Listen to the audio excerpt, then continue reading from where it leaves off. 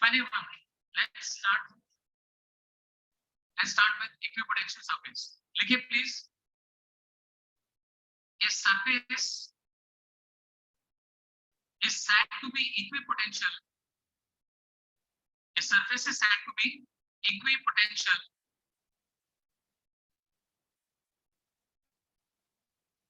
surface is said to be equipotential if electrostatic potential remains same everywhere on it.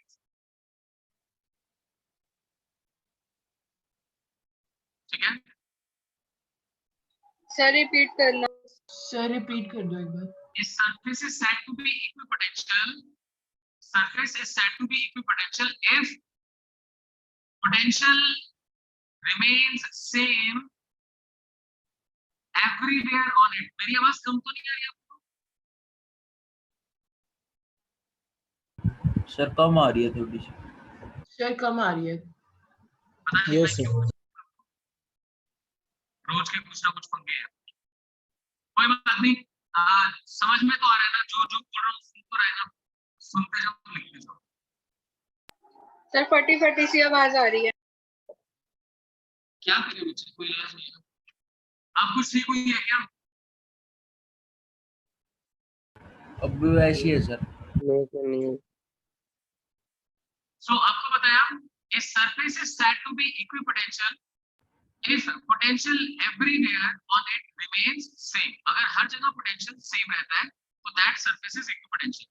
इसकी एक और तरह से definition हो सकती है कि देखो, अगर हम locus of all the points of same potential बोले तो भी equipotential बन जाएगा। तो please write down, next line में लिखना, it may also be defined as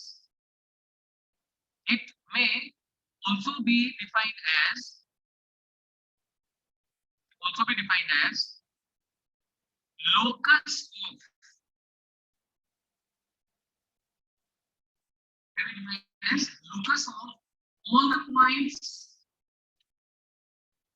having same potential. Locus of all the points having same potential.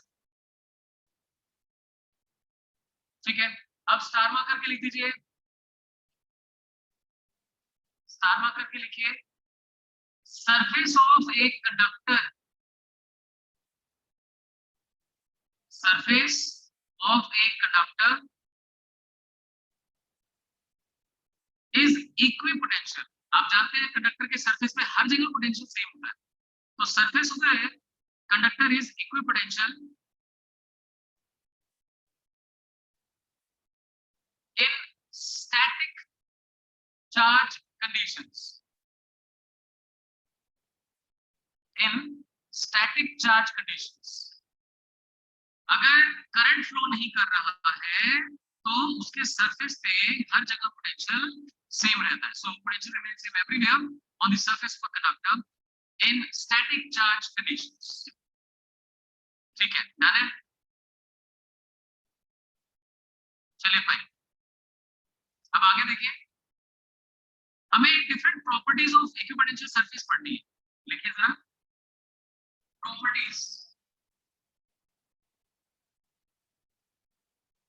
Properties of equipotential surface. Properties of equipotential surface. पहला point, electric potential everywhere is same. Electric की वजह electrostatic कितना जरूरत है, electrostatic potential everywhere is same.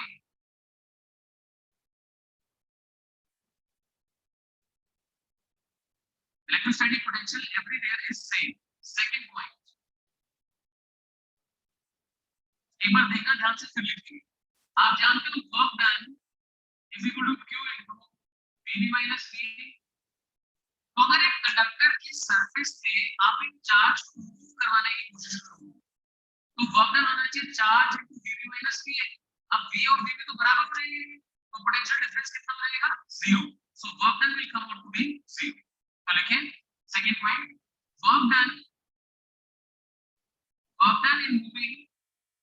charge, Bogdan is moving a charge on equipotential surface is zero. Bogdan is moving a charge on equipotential surface is zero. तो इसे मैं diagram के ऐसे सपोर्ट कर रहा हूं. ये मान लीजिए इक्विपोटेंशियल सरफेस है, आपको लाइन दिखाई दे रही है, मान लीजिए इसके पीछे पूरी शीट है, राइट? जैसे हाथ देख रहे हो, ये पूरा इक्विपोटेंशियल सरफेस साइड से ऐसे दिखाई दे रहा है. तो इसके ऊपर दो पॉइंट्स है, ए एंड बी. अब मैं moving charge becomes equal to 0. Reason क्या है? VA is equal to VB. So properties में इंपॉर्टेंट आ गया, किसी भी इक्विपोटेंशियल सरफेस के लिए सरफेस के लिए चार्ज को मूव करने में टोटल कितना आएगा? 0 है. सो Q into VB minus V. करते हैं please. Fine. So we are comfortable in understanding कि VA becomes equal to VB. So potential difference becomes 0. So work done is also 0. Third point लिखिए. Electric field is always perpendicular. Electric field is always perpendicular to equipotential surface. आपने ये साथ साथ याद करके जाना, exam में एक क्वेश्चन पक्का आएगा इसका. Electric field is always perpendicular to equipotential surface. देखिए ये इक्विपोटेंशियल सरफेस है, इसके ऊपर एक डिस्टेंस ऐसे मान लेते हैं dr. इधर electric field E which makes angle theta. हम अपनी तरफ से मान लेते हैं कि इलेक्ट्रिक फील्ड इक्विपोटेंशियल सरफेस के साथ थीटा एंगल बना रही है और ये डिस्टेंस dr है. ठीक है, इन पॉइंट्स की नेमिंग कर देता हूं A and B. A and B. Fine. So अब लिखिए जरा. Let electric field makes angle theta. Let electric field makes angle theta with equipotential surface. Makes angle theta with equipotential surface. तो सीधा सीधा लिखे, हम जानते हैं पोटेंशियल डिफरेंस क्या होता है, माइनस E डॉट dr होता है ना. dv लिख देता हूं इसे. पोटेंशियल डिफरेंस क्या होता है? Minus E dot dr and this is 0. So minus E dr cos of 0.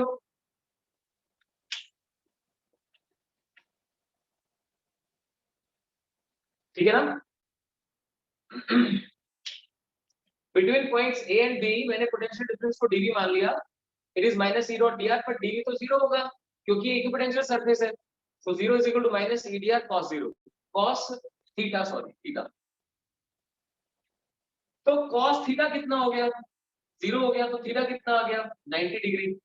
तो एक ही एंगल पॉसिबल है जिसके ऊपर इलेक्ट्रिक फील्ड रह सकती है. It can only be perpendicular to equipotential surface. देखिए प्लीज, आपको समझ आया होगा. अब तो ये रिलेशन बार बार यूज होता है. dv is equal to minus E dot dr. So minus E dr cos theta is 0, cos theta 0, theta is equal to 90. एक तो तरीका ये था मैथमेटिकल जो हमने किया. दूसरा तरीका समझना भाई, अगर ये इक्विपोटेंशियल सरफेस है तो इलेक्ट्रिक फील्ड को ऐसे होना है कि उसका कंपोनेंट ना बने इस डायरेक्शन में. तो कंपोनेंट क्यों ना बने? क्योंकि पोटेंशियल डिफरेंस नहीं है तो इलेक्ट्रिक फील्ड नहीं हो सकती. So the only possibility is कि इलेक्ट्रिक फील्ड परपेंडिकुलर हो जाए ताकि उसका कंपोनेंट cos 90 0 बन जाए. तो याद रखना है, इक्विपोटेंशियल सरफेस के ऊपर चार्ज को मूव करोगे तो वर्क डन 0 हो जाएगा. इलेक्ट्रिक फील्ड हमेशा इसके परपेंडिकुलर होती है. नेक्स्ट लिखिए.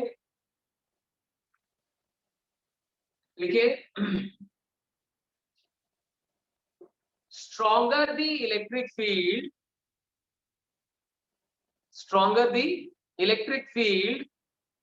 in a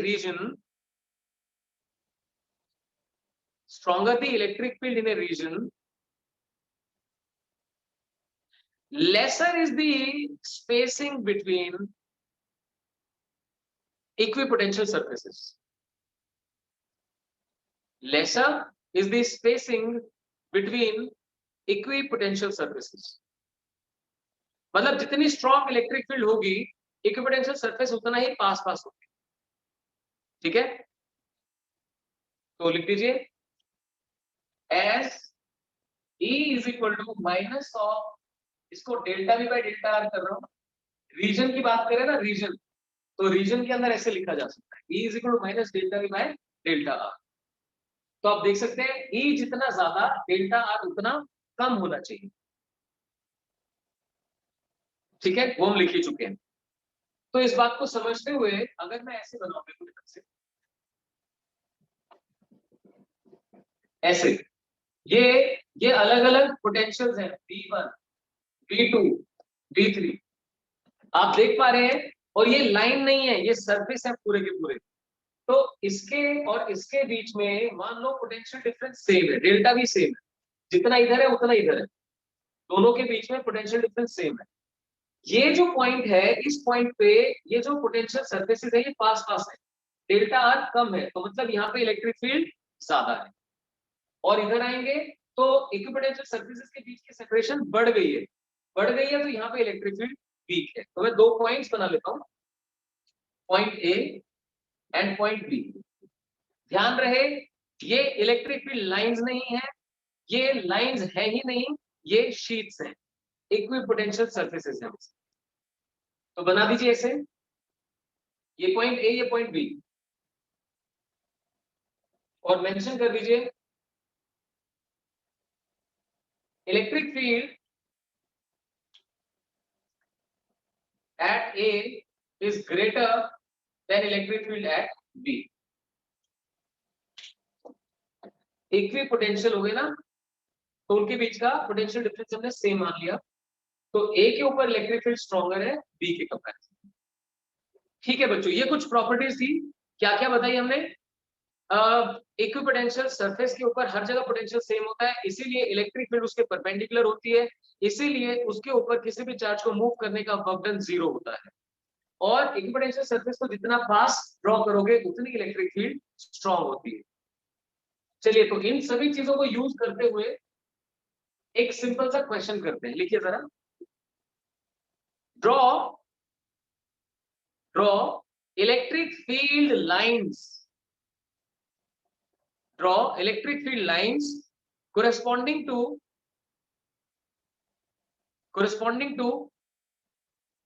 the equipotential surfaces. Draw electric field lines corresponding to equipotential surfaces. तो जो अभी बनाया था वैसा ही बना रहा हूं, ध्यान से बनाना, ऐसे ऐसे और ऐसे. ठीक है, यहाँ पे नियर, यहाँ पे फार. ये V प्लस डेल्टा V, फिर ये V प्लस 2 डेल्टा V. समझ सकते हैं, इससे क्लैरिटी आ गई. जितना पोटेंशियल यहाँ बढ़ा उतना ही पोटेंशियल यहाँ बढ़ा. इधर आते आते इनके बीच की सेपरेशन हमने बढ़ा दी है. अब मुझे बनानी है इलेक्ट्रिक फील्ड, तो मुझे किन किन चीजों का ध्यान रखना पड़ेगा? नंबर 1, इलेक्ट्रिक फील्ड सिर्फ परपेंडिकुलर हो सकती है. नंबर 2, जहां पे ध्यान देना, जहां पे ये पास पास है वहां इलेक्ट्रिक फील्ड ज्यादा है, इलेक्ट्रिक फील्ड ज्यादा है, ध्यान रखिए. और तीसरी इंपॉर्टेंट चीज, ये हायर पोटेंशियल है या लोअर पोटेंशियल है. Electric field is always directed from higher potential to lower potential. तो पहले मैं आपको लिखवाता हूं कॉन्सेप्ट. लिखें important points.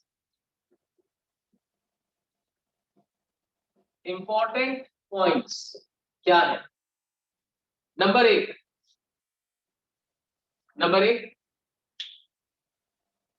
electric field is directed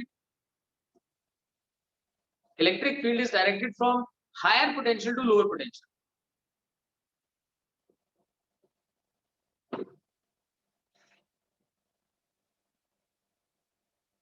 Electric field is directed from higher potential to lower potential.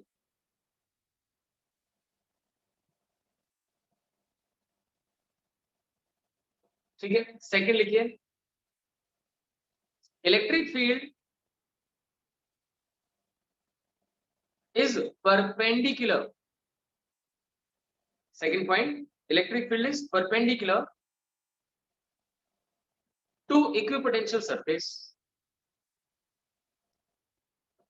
Perpendicular to equipotential surface. ठीक है. Third, electric field lines. Electric field lines are closer. Electric field lines are closer where equipotential surfaces are closer. Electric field lines are closer where equipotential surfaces are closer. Surface जितने एक दूसरे के पास होंगे, electric field उतनी ज्यादा होगी, इसीलिए electric field lines भी पास पास आएंगी. तो देखिए, मैं बनाता हूं, फिर आप ड्रॉ करना. हमें हायर से लोअर जाना है और इसके परपेंडिकुलर. तो देखना क्या ये बन रहा है ऐसे.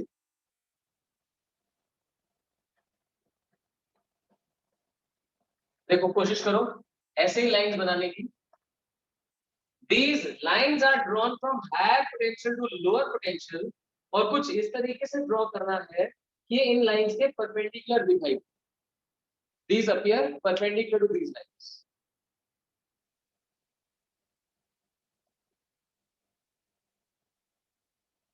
बनाए बनाए शाबाश.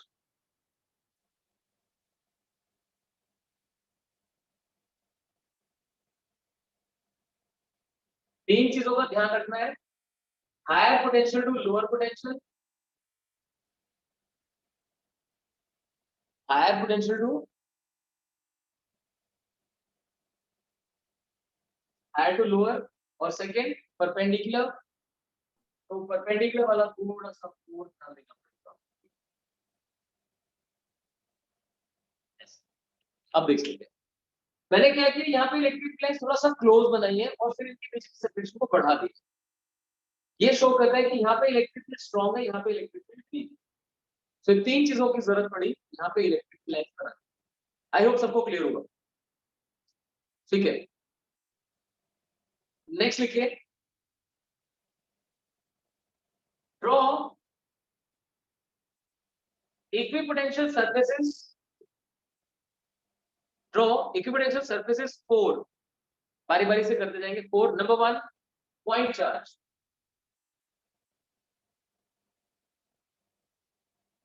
किसी पॉइंट चार्ज के लिए इक्विपोटेंशियल सरफेस बना.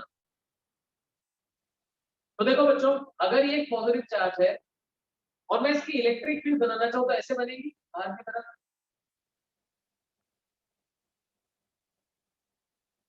ध्यान देना ठीक से.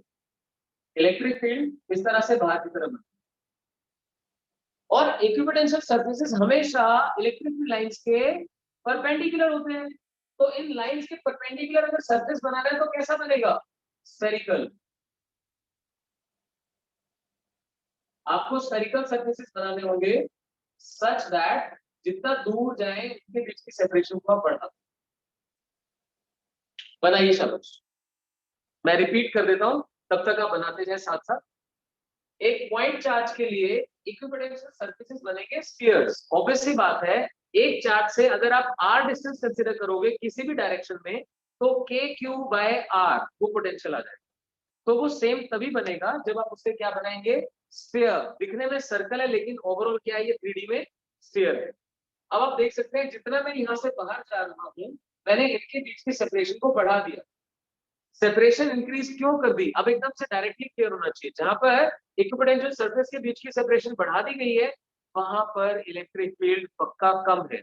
हम जानते हैं एक चार्ज से जितना दूर जाएंगे उतनी इलेक्ट्रिक फील्ड कम होती जाएगी. सो बिल्कुल सही है, यहाँ पे इलेक्ट्रिक फील्ड कम है, यहाँ पे ज्यादा है. ठीक है बच्चों. So this was it. ये था पॉइंट चार्ज के लिए. तो सरफेस कैसा है? स्फेरिकल. लिख दे please. Spherical surfaces with increasing separation. Spherical surfaces with increasing separation. ठीक है. सेकेंड लिखिए. Two like charges of equal magnitude two like charges of equal magnitude. तो मैं दो पॉजिटिव चार्जेस कंसीडर कर लेता हूं, two like charges of equal magnitude. ध्यान दें, हम ऑलरेडी इलेक्ट्रिक फील्ड के बारे में जानते हैं, तो पहले मैं डॉटेड फॉर्म में इलेक्ट्रिक फील्ड लाइंस बना देता हूं। हाँ, एग्जाम में कंपलसरी नहीं है इलेक्ट्रिक फील्ड लाइंस बनाना, ये तो आपको सिखाना है, इसलिए बनाना जरूरी है। इन दोनों के बिल्कुल बीच में यहाँ पर कोई इलेक्ट्रिक फील्ड नहीं है, राइट? जानते हैं आप, यहाँ पे कोई इलेक्ट्रिक फील्ड नहीं है बिल्कुल सेंटर। तो हम लाइंस कैसे बनाते हैं, याद करो, ऐसे क्यों, यहाँ से ऐसे जाती है इलेक्ट्रिक लाइंस, ऐसे ही नीचे की तरफ, इधर की तरफ, ऐसे करके बनाते हैं। अब देखना जरा, मैं एक तरफ से आइडिया लेता हूँ। मुझे जब इक्विपोटेंशियल सरफेस बनाना है तो सरफेसेस के बीच की सेपरेशन ज्यादा कहाँ बनानी है, ज्यादा वहां बनानी है जहां पर इलेक्ट्रिक फील्ड कम है। यानी इन दोनों के बीच का जो रीजन है जिसमें कि इलेक्ट्रिक फील्ड कम है क्योंकि ओपोज कर रही है, इसीलिए वहां पर पोटेंशियल भी कम है, इसीलिए वहां पर इक्विपोटेंशियल सरफेसेस के बीच की सेपरेशन भी ज्यादा है। यहाँ पे सेपरेशन कम दिखानी है, यहाँ ज्यादा। मैं काम करता हूँ, एरो तो डाल ही देता हूँ इनके इलेक्ट्रिक फील्ड लाइंस की। अब इनके बेसिस पे यहाँ पे बनाता हूँ सरफेस, देखना ध्यान से, सरफेस को रेड से प्लॉट करो। इधर ये सरफेसेस पास होने चाहिए, इधर दूर होने चाहिए, इधर पास और इधर दूर। देखते जाए ध्यान से, थोड़ा थोड़ा सा डिफरेंस आने लगा है, थोड़ा थोड़ा डिफरेंस आने लगा है। यहाँ पास दिखाई दे रहे हैं, यहाँ पे दूर दिखाई दे रहे हैं। और देखिए, आई होप ये अच्छे से क्लियर हो आप लोग। जहां पर दो लाइक चार्जेस आ गए तो उनके बीच के रीजन में इलेक्ट्रिक फील्ड वीक होती है। जहां इलेक्ट्रिक फील्ड वीक होती है वहां पोटेंशियल सरफेसेस के बीच की सेपरेशन भी ज्यादा होती है। तो यहाँ ज्यादा है और यहाँ पर कम। जैसे मैंने इधर से बनाया है वैसे ही इधर से बनाएंगे। तो मैंने आपको फिर कहा कि इलेक्ट्रिक फील्ड लाइंस बनाना हमारे लिए जरूरी नहीं है, आप डायरेक्टली ये बना सकते हैं। देखिए, राइट,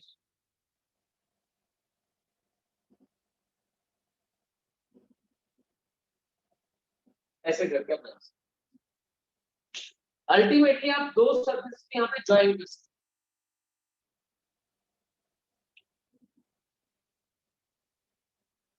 ठीक है,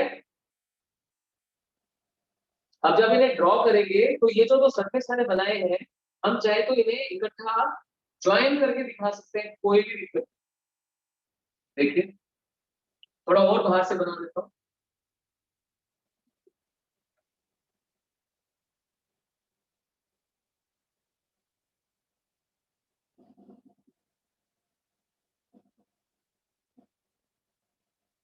अभी ऐसे करके so hope it is clear. बहुत ही इंपॉर्टेंट है, जैसे आपने इलेक्ट्रिक लाइन सीखी थी वैसे ही लॉजिक है पूरा। याद करना चाहे तो कर सकते हैं, सो एलियन की आईज नहीं होती है, कुछ उस टाइप से दिखाई दे रहा है। तो वो अपना तरीका सब किसी का, हर किसी का याद करने का। बट एक सिंपल सी चीज है कि जहां इलेक्ट्रिक फील्ड स्ट्रॉन्ग थी वहां पे पास पास है, जहां वीक थी वहां पे दूर दूर। दैट्स ठीक है। Can I erase it now? ठीक है, नेक्स्ट देखिए, अब तो आवाज वगैरह सब सही आ रही है? Yes sir. ठीक है, अब लिखिए for an electric dipole, electric dipole, दो लाइक चार्जेस हो गए, पॉइंट चार्ज हो गया, लाइक चार्जेस हो गए। अब इलेक्ट्रिक डायपोल, इलेक्ट्रिक डायपोल का मतलब होता है एक पॉजिटिव चार्ज है और एक नेगेटिव चार्ज, इक्वल मैग्नीट्यूड के पॉजिटिव और नेगेटिव चार्ज।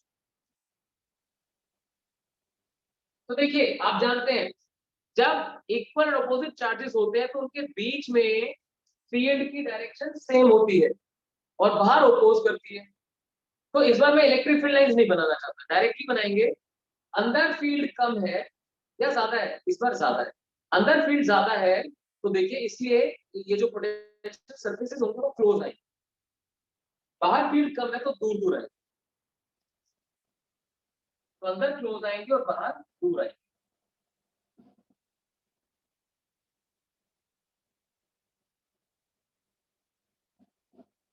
ऐसे करो।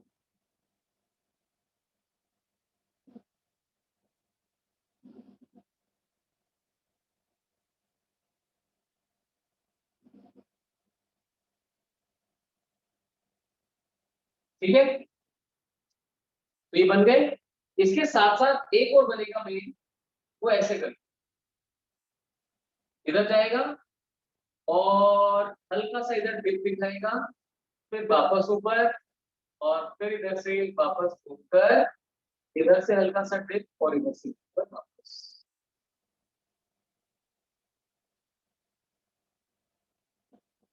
बनाए जरा, मैं तब तक एक्सप्लेन करता हूं, आप इसे साथ साथ बनाते जाए। हुआ ये कि एक पॉजिटिव चार्ज है, एक नेगेटिव चार्ज है, तो इनके बीच का जो रीजन है, उस रीजन में इलेक्ट्रिक फील्ड कंपैरेटिवली स्ट्रॉन्गर है देन द आउटसाइड रीजन। ठीक है,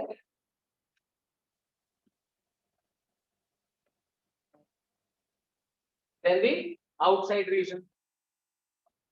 तो इसमें इसमें आप एक काम करना, ये अंदर वाले तो दोनों बना लेना, ये बाहर वाला भी रुक जाना, ये भी रुक जाना, मुझे आपसे कुछ पूछना है इसके बारे में। ठीक है, वेट करना, ये दोनों बनाना से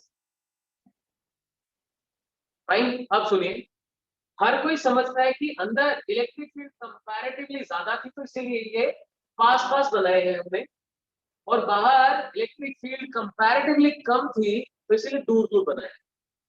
ठीक है, अब आप यहाँ पे एक चीज सोचिए, इलेक्ट्रिक डायपोल की वजह से जो इलेक्ट्रिक फील्ड होती है, वो इलेक्ट्रिक फील्ड कैसे होती है। यहाँ पे लाइन सीधी, मैं अब उसे दूसरे कलर से बनाता हूँ। यहाँ पे ये लाइन सीधी होती है, फिर ये थोड़ा सा ऐसे करके आती है, फिर और ज्यादा ऐसे करके आती है, फिर और ज्यादा ऐसे, राइट, इसी तरह से तो बनती है ना, और फिर यहाँ से ऐसे बाहर की तरफ, ऐसे, ये कुछ फील्ड लाइन होती है। तो हमारे जो सर्फेसिस हैं वो ऐसे होने चाहिए कि इलेक्ट्रिक फील्ड लाइन उनके परपेंडिकुलर हो। आपका क्या कहना है, ये जो आखिरी वाला सरफेस मैंने बनाया है, क्या इस सरफेस के परपेंडिकुलर है इलेक्ट्रिक फील्ड लाइंस? वो तो तब काउंट होती जब ऐसे करके जा रही होगी, ये तो ऐसे करके आ रही है, राइट। तो अब सुनना ध्यान से, गतिक आप जो कह रहे थे कि 1 मिनट रुकना, वो मैं यहाँ पे दोबारा से कवर कर लूँ। ठीक है, वेट करें। अगर मैंने इक्वल अपोजिट चार्ज कंसिडर किया, तो बस इधर फील्ड ज्यादा इधर फील्ड कम के हिसाब से दोनों बन गए। एक बात हम जानते हैं कि अगर चार्जेस इक्वल अपोजिट है, तो उनके बिल्कुल बीच में पोटेंशियल कितना होगा, एनीवन? एग्जैक्टली सेंटर में पोटेंशियल कितना हो जाएगा? 0। 0। ना सिर्फ सेंटर में एक पॉइंट पे, बल्कि पूरे के पूरे इक्वेटोरियल प्लेन पे 0 हो जाएगा। यानी यहाँ पे अगर जो मैं एक प्लेन बना दूं, उस पूरे प्लेन पे 0। तो इसीलिए मैं हमेशा कहता हूं कि इसमें आप यहाँ बीच में एक ऐसे करके लाइन बना सकते हैं और लिख सकते हैं इक्वेटोरियल प्लेन। ये इक्वेटोरियल प्लेन भी इक्वी पोटेंशियल है, क्योंकि इसमें हर जगह पोटेंशियल कितना है? 0। तो बच्चों, ये बना हमारा diagram for equipotential surface for electric dipole. तो ये वाली बात आपको समझ में आई होगी, क्योंकि फील्ड लाइन जा ही ऐसे रही है, ऐसे जा रही है, तो इसके परपेंडिकुलर नहीं बन सकती, तो मैंने इतना बनाया। Can I erase it now? किसी को प्रॉब्लम हो तो हैंड रेज करे फटाफट।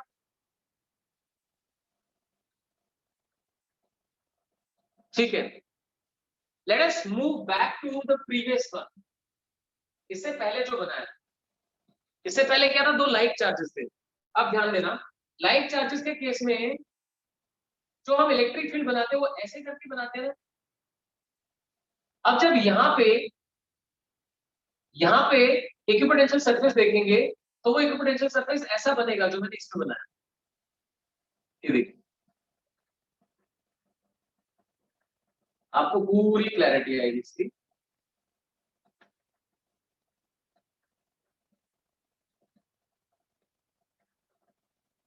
देखो ध्यान से, जो सबसे आखिरी वाला आउटर वाला इक्विपोटेंशियल सरफेस है वो आप ऐसे सोचकर बिल्कुल बना सकते, ठीक है। तो जहां आपने तो पॉजिटिव चार्जेस के लिए ड्रॉ किया था उसे मैं कंप्लीट करवा दूं। These are पॉजिटिव चार्जेस, अंदर इलेक्ट्रिक फील्ड कम थी, बाहर ज्यादा, तो ये कुछ ऐसे बनाया था।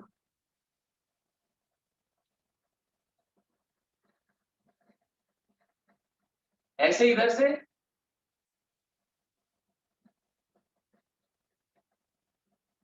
टच करवाया,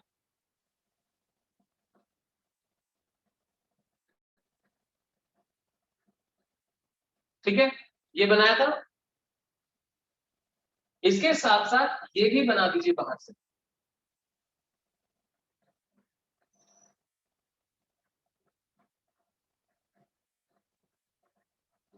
ये भी ड्रॉ कर दीजिए, अब बनेगा कंप्लीट। तो अगर दो पॉजिटिव चार्जेस हैं उनको ये जैसे कि एनक्लोज कर रहा हो, इस तरीके से एक सरफेस बन जाता है।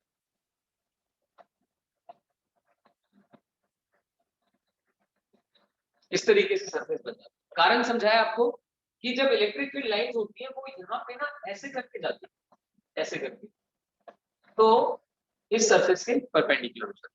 आई होप क्लियर है आपको, पॉइंट चार्ज सामने आ गया, आपको दो equal magnitude charges like charges clear हो गया, unequal magnitude unequal sign charges यानी इलेक्ट्रिक डायपोल क्लियर हो गया। अब लिखिए for uniform electric field, for uniform electric field, uniform electric field में कैसे इक्विपोटेंशियल सरफेसेस बनेंगे। तो उसके लिए जहां आप बैठे वहीं पे एक फील लीजिए, एक बॉल आपके राइट में है एक लेफ्ट में है, राइट। तो आपकी तरफ से देखते हुए इधर से इधर मान लो ऐसे करके इलेक्ट्रिक फील्ड लाइन जा रही है, ये इधर इलेक्ट्रिक फील्ड लाइन जा रही है, हम जानते हैं electric field is always perpendicular to equipotential surface. तो सरफेस कैसा बनना चाहिए, जो ये दो बॉल्स हैं इन बॉल्स के एग्जैक्टली पैरेलल फेसेस बनते जाने चाहिए, पैरेलल सरफेसेस बनने चाहिए, वो बन जाएंगे इक्विपोटेंशियल सरफेस। मोर ओवर क्योंकि इलेक्ट्रिक फील्ड की मैग्नीट्यूड कांस्टेंट है तो इन सरफेसेस के बीच की सेपरेशन भी कांस्टेंट रहेगी। बनाए शाबाश, जैसे मैं बना रहा हूं मेरे साथ साथ ड्रॉ करते जाइए।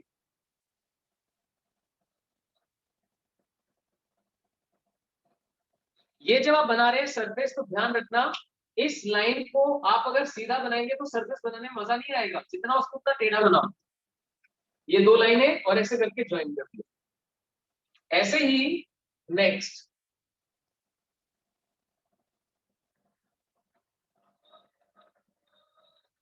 राइट, एक और ताकि दिख जाए कि स्पेसिंग इक्वल बना दिया।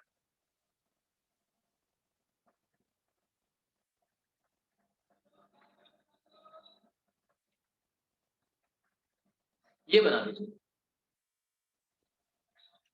तो ये आपको सरफेस की तरह दिखाई दे रहे होंगे तीन, जो कि एक दूसरे के पैरेलल भी हैं और जिनके बीच के सेपरेशन भी सेम है। अब इलेक्ट्रिक फील्ड ऐसे करके आप देख पा रहे हैं, ऐसा लगेगा जैसे इलेक्ट्रिक फील्ड लाइन के बीचों बीच निकल के जा रही है।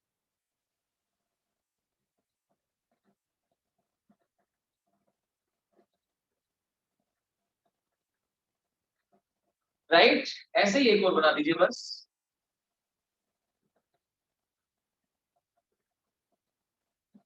ये वाली, सो वन लास्ट टाइम, ये थी यूनिफॉर्म इलेक्ट्रिक फील्ड। इस यूनिफॉर्म इलेक्ट्रिक फील्ड के लिए इक्विपोटेंशियल सरफेसेस कैसे दिखने चाहिए, these surfaces should be parallel equidistant parallel surfaces. तो अब आप आखिरी में लिख दीजिए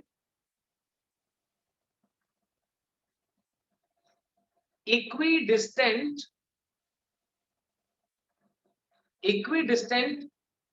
plane surfaces, equidistant plane surfaces parallel to each other, plane surfaces parallel to each other and perpendicular to electric field. Sir repeat कर दोबारा बोल देता हूं, equidistant plane surfaces parallel to each other, right, and perpendicular to electric field. Hope clear है? Right, इसमें जो exam में question आता है पता है क्या बोलते हैं, यूनिफॉर्म इलेक्ट्रिक फील्ड इन x direction.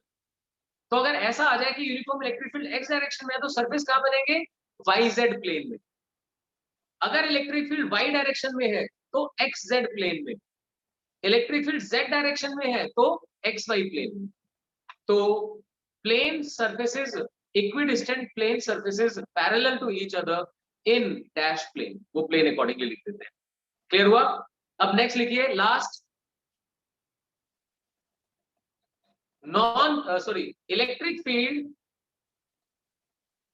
Field increasing along positive x direction. Electric field increasing along positive x direction. Increasing along positive x direction मतलब इलेक्ट्रिक फील्ड x डायरेक्शन में ही है लेकिन उसकी मैग्नीट्यूड बढ़ती जा रही है। तो प्रॉब्लम क्या है, ऐसी इलेक्ट्रिक फील्ड हम प्लॉट नहीं कर सकते। सोच के देखो, इलेक्ट्रिक फील्ड को एक ही डायरेक्शन में दिखाना है और उधर बढ़ते हुए दिखाना है, तो लाइंस ऐसे टेढ़ी हो जाएंगी। टेढ़ी हो गई तो भाई देखना, इधर दोबारा बनाता हूँ, भाई एक्स डायरेक्शन में है तो ऐसे बनना चाहिए, अब बढ़ा के दिखानी है तो ऐसे दिखाना पड़ेगा, वो तो पॉसिबल नहीं है। इसीलिए यहाँ पे हम इलेक्ट्रिक फील्ड लाइंस नहीं बनाएंगे, सीधे इक्विपोटेंशियल सरफेसेस बनाएंगे। तो सोचिए, अगर इलेक्ट्रिक फील्ड एक्स डायरेक्शन में है तो इक्विपोटेंशियल सरफेस कौन से प्लेन में जाएंगे, बोल के बताए कोई। YZ very YZ plane. Excellent, this will be in YZ plane, उसके परपेंडिकुलर होना चाहिए। मोर ओवर डियर, जहां इलेक्ट्रिक फील्ड बढ़ती जाएगी वहां पर ध्यान दे, जहां इलेक्ट्रिक फील्ड बढ़ती जाएगी वहां पर इक्विपोटेंशियल सरफेसेस के बीच के सेपरेशन का क्या होगा, वुड इट इंक्रीज और डिक्रीज? decrease decrease. बहुत बढ़िया। सो हर कोई समझ पा रहा है? Very good, excellent Surya Pratap, बहुत बढ़िया बेटा। देखिए अब जरा, अब क्या करेंगे, सरफेसेस ड्रॉ करेंगे लेकिन उनके बीच की सेपरेशन कम कर लेंगे। ये देखिए, तो अब तीसरा कंपैरेटिवली क्लोज बना।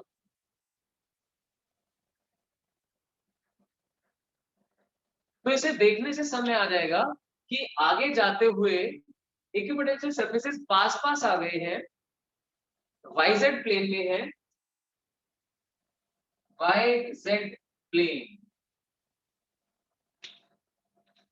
ठीक है। तो ये प्रीवियस ईयर क्वेश्चन भी है बोर्ड का। तो YZ प्लेन है which are getting closer to each other, तो लिख दें plane surfaces in YZ plane, plane surfaces in YZ plane such that separation between them decreases, such that separation between them decreases, right? That is all. Sir एक बार repeat कर दो, आपकी आवाज दोबारा वैसी होगी। अच्छा कोई बात नहीं, मैं दोबारा बोल देता हूँ, आप समझ पाए कि YZ प्लेन बनेंगे ना, तो आप लिख दीजिए plane surfaces along YZ,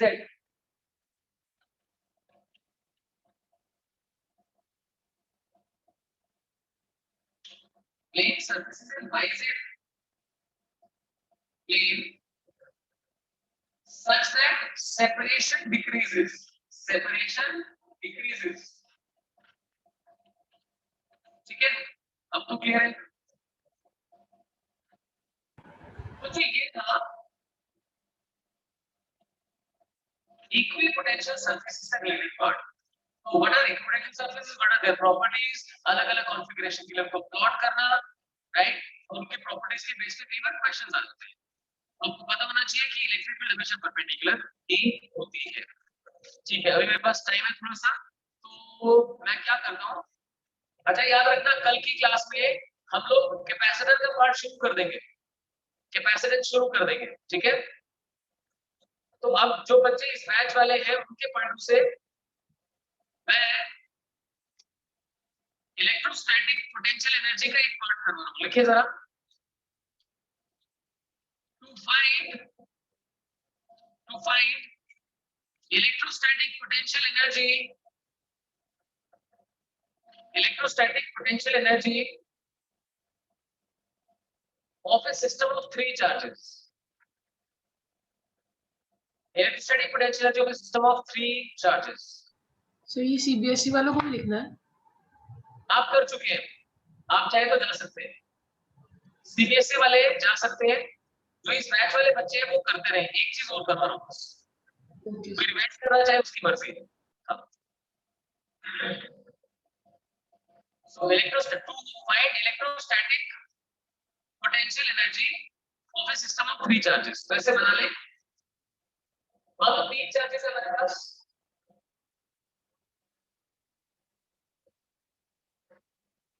charge 1, charge 2 and charge 3। इनके बीच की सेपरेशन R12, इनके बीच की सेपरेशन R13, इनके बीच में R23। देखिए प्लीज, R12, R23, R13। इसे मैं एक पॉइंट पे कंसीडर कर रहा हूं, इसे बी पॉइंट पे, इसे सी पॉइंट। ठीक है, बना लिया आप लोगों ने। A B C Q1 Q2 Q3 separation show. अब लिखिए,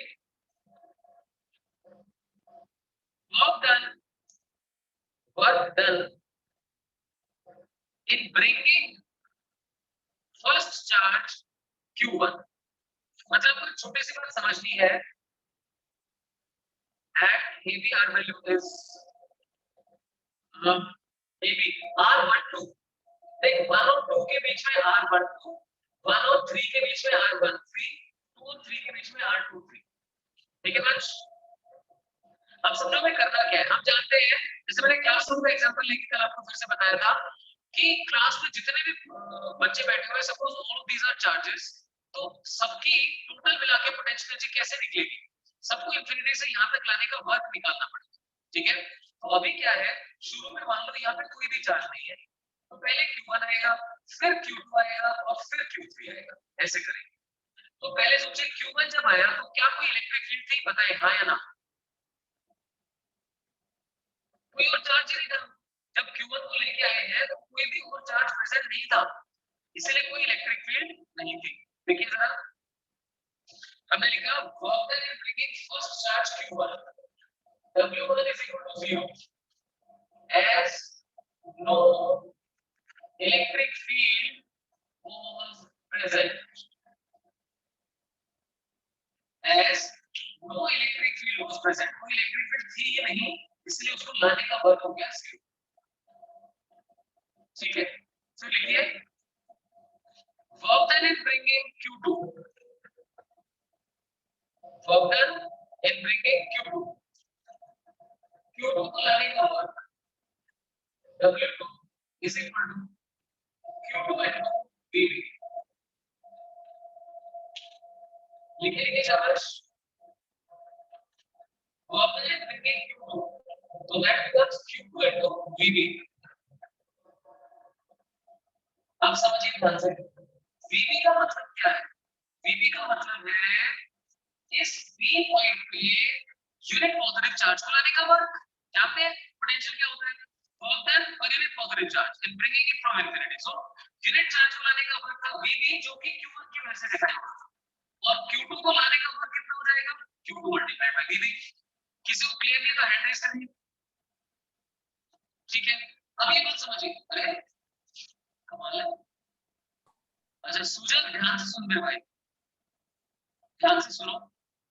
सुजन ध्यान से सुनो, क्या ये बात पता है आपको? पोटेंशियल का मतलब होता है यूनिट पॉजिटिव चार्ज को लाने का वर्क। आप कर चुके हैं मेरे साथ कल परसों में। पोटेंशियल का मतलब होता है यूनिट पॉजिटिव चार्ज को लाने का वर्क। बी पॉइंट पे यूनिट पॉजिटिव चार्ज को लाने का वर्क है VB। हमें बताओ VB किसकी वजह से है? अच्छा बताना, Q1 Q2 Q3 में से अभी तक कौन सा चार्ज पहले से आ चुका है?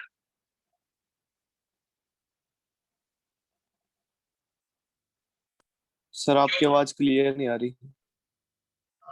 अब कुछ नहीं कर सकते उसका, तो मैं कोशिश पूरी कर रहा हूँ, रिकॉर्डिंग बाद में उसमें से देख लेना। अभी एक बार कुछ ये देखो कि पहले कौन सा चार्ज प्रेजेंट हुआ, Q1 देख सकते हैं, सबसे पहले Q1 आया। अब आप Q2 को लाना चाहते हो, जिस चार्ज को लाना चाहते हो वहां पर पोटेंशियल मिल जाएगा Q1 की वजह से। लिख दो, अब क्या हो जाएगा, लिखते जाओ Q2 into K Q1 by R1। भाई यहाँ पे पोटेंशियल इसकी वजह से है कि Q by R और लाइक्स by Q2 को Q2 into this which can be written as K Q1 Q2 by R1। ठीक है, मैं लिखता जाऊंगा साथ साथ नोट में, ये दिख तो रहेगा भाई, अगर आवाज कम भी आ रही है तो दिख तो रहेगा, प्लीज लिखते जाए। फिर work done in bringing Q3, work done in bringing Q3 W3 that is equal to, अब देखिए जहां पे इसे लेके आए C पॉइंट पे वहां पर पोटेंशियल है Vc और चार्ज आ गया Q3। अब अगर किसी बच्चे को ये बात नहीं समझ आई तो भाई उसको मैं क्या करूं, कल और परसों में समझाया 2 बार 3 बार। एक पॉइंट पे पोटेंशियल का मतलब है यूनिट पॉजिटिव चार्ज को लाने का वर्क, तो Q3 को लेके आ रहा हूं तो कितना हो गया Q3 into Vc। नई बात ये है आपके लिए कि पहले Q1 को लाए उसका वर्क 0 क्योंकि इलेक्ट्रिक फील्ड नहीं थी, फिर Q2 को लाए तो यहाँ पर सिर्फ Q1 की वजह से पोटेंशियल है क्योंकि Q3 तो अभी तक आया ही नहीं है। फिर जब Q3 को लेके आए तो Q1 Q2 दोनों आ चुके हैं, दोनों की वजह से यहाँ पे पोटेंशियल दैट इज Vc, उसकी वैल्यू डाल देते हैं, तो ये बन गया Q3 into K Q1 by, ध्यान दीजिए Q1 by separation R13 K Q2 by, अब Q2 की वजह से K Q2 by R23 that's it. इसे प्रॉपर ओपन अप कर देंगे तो क्या बन जाएगा, K बाहर तो K Q1 Q3 by R13 K Q2 Q3 by R23। समझने वाली चीज ये है जहां पे Q1 Q3 आया R13 आ गया, Q2 Q3 आया R23 आ गया, ठीक है। तो सारा मुश्किल नहीं है, थोड़ा ध्यान से देखोगे स्टूडेंट, ध्यान से देखो। V पोटेंशियल का मतलब क्या होता है, यूनिट पॉजिटिव चार्ज को लाने का वर्क, तो Q2 को लाने का कितना हो जाएगा Q2 टू नहीं, Vc क्या है C point per unit positive charge को लाने का वर्क, इनटू Q3 क्या होगा Q3 को लाने का वर्क। लेकिन भाई पोटेंशियल सब चार्जेस के से देखेंगे ना जो ऑलरेडी प्रेजेंट थे, तो पहले Q1 प्रेजेंट था यहाँ के लिए, यहाँ पे ये दोनों प्रेजेंट है, तो उसको डाल दिया। अब देखिए total work done, total work done W is equal to K common निकाल दीजिए Q1 Q2 by R12 Q1 Q3 by R23 Q2 Q3 by R323। देखिए इसको और इनको ऐड करना, K सभी के पास तो K कॉमन निकाल दिया Q1 Q2 by R12 Q1 Q3 by R13 Q2 Q3 by R23, ठीक है। हाँ इसी अगर 4 चार्जेस के लिए करेंगे तो डायगोनल के लिए भी करेंगे, ठीक है। तो अभी तो इतना ही करवा रहा हूँ, कल की क्लास में आप लोगों को इसके ऊपर न्यूमेरिकल भी करवाऊंगा, एक न्यूमेरिकल करवाऊंगा, ठीक है बच्चों। अभी आज की क्लास में यहीं पे ऑफ कर रहा हूँ, इसमें किसी को कुछ पूछना तो आप पूछ सकते हैं।